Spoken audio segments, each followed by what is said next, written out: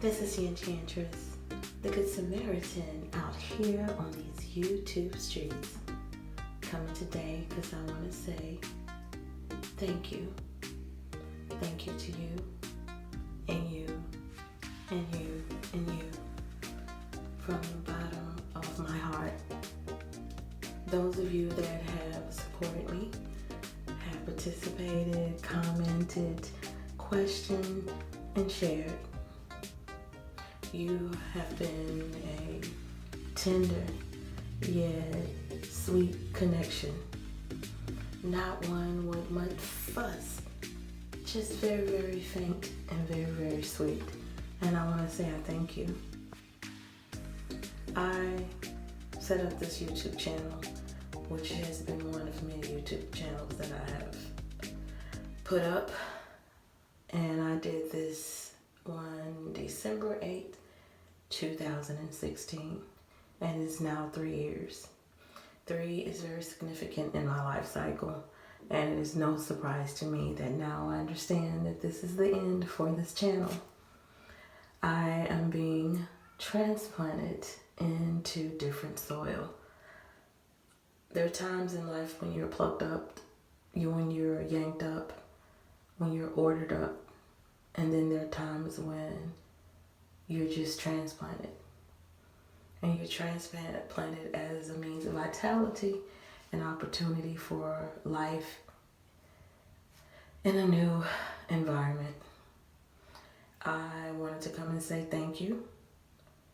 You, under the sound of my voice, you will forever be with me. That what you've given me is something very powerful and very lasting. Some of you I will continue further in communication. Some of us will even meet. But I had to come and take the time to say thank you. I wanted to do something elaborate, but this is what it turned out to be. I want to share something one last time. About a month ago, I had gone out to a restaurant, and I tend to pay attention to my surroundings, especially when I'm out and about. And my seat was by the window, and I noticed everyone around me, even those right in front of me. And then I looked outside of the establishment, and I could see the cars passing by. And there was this faint little image of a woman who seemed to be very mature in age, thin but visibly healthy. Her gait indicated that she was very, very strong. And I began to watch her because there was something about her existence. She was moving in a way that those around her barely noticed her, but I did. She had this hat on her head that hid her face, but I could see the shape of her thin, strong frame, and she appeared to be Asian. And I wondered what was she up to, because she was walking, and this was a busy byway. And the next thing I knew, she turned and made a beeline for the grounds of the establishment, and she walked to the little manicured, flowered area right in front, and she kneeled.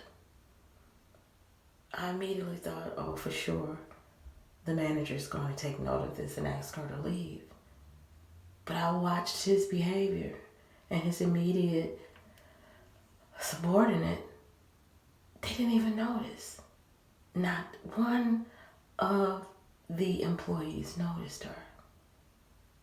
So I knew that what I had to learn from watching her was going to be worth it. As she kneeled, she began to pick.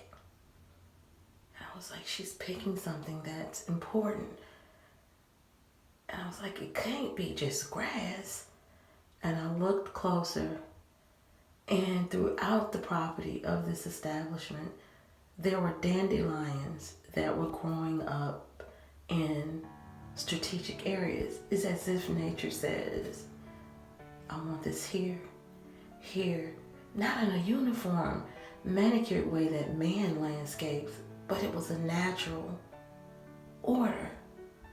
And she began to pick these dandelions and put them in a pouch. Then I turned to see, this can't be just me taking note of this, because this was powerful to me.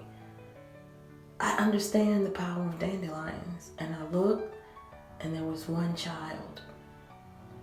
And that child was watching this woman.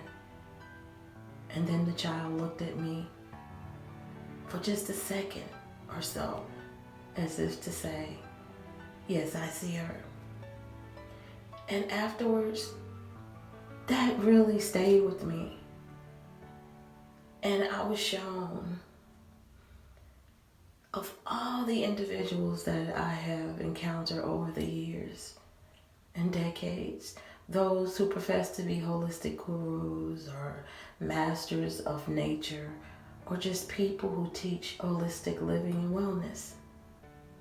And out of all of their purporting, and out of all of their lectures and teachings, at that moment watching that woman, I understood that she knew more